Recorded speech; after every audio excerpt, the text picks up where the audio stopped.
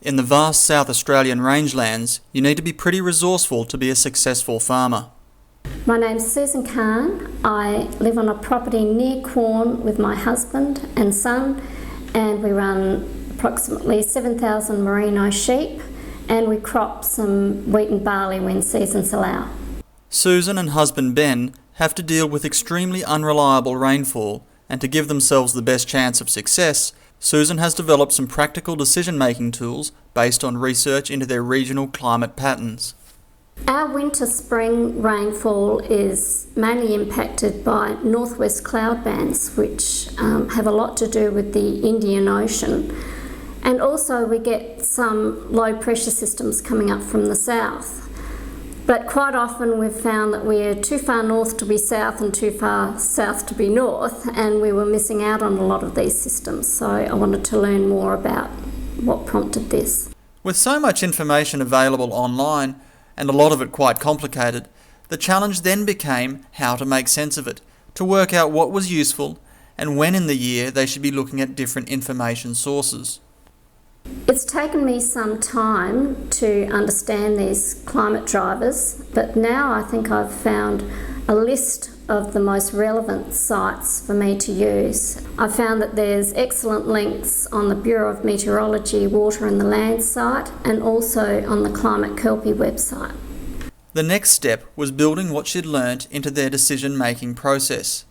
The Carns wanted to make informed decisions throughout the year about the cropping and livestock sectors of their business and have the flexibility to adjust these plans if need be. I've developed a decision-making table or matrix, if you like, and what it is essentially is a calendar of my year and the decisions that have to be made. And then I have a look at the seasonal or global seasonal forecasting models, and I look at a series of these and get a consensus. I factor that in with considerations that we have to make as a business, also what our costs might be, fertiliser costs and diesel costs. So it gives me a heads up as to how the season might pan out. So in fact, we're making informed decisions.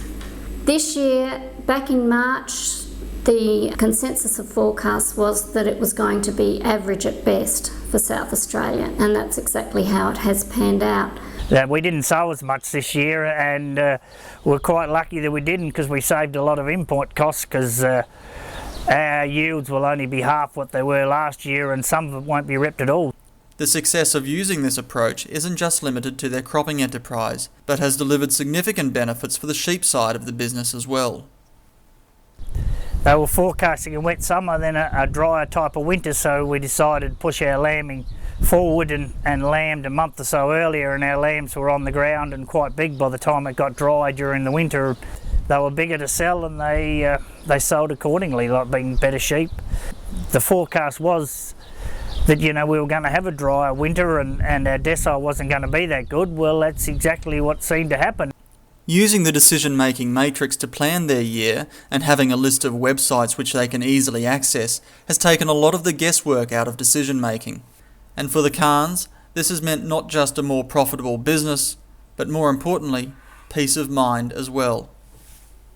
For a start, I was a little bit sceptical, but at the moment, the forecasts seem to be coming true, so we're sort of obliged now to take a little bit more notice of them. My advice to rangeland producers and other farmers from around Australia would be to get on the Bureau of Meteorology, Water and the Land website and get to know the climate drivers. Get to know what influences your weather in your patch, and then use this information to make decisions on your property, more informed decisions.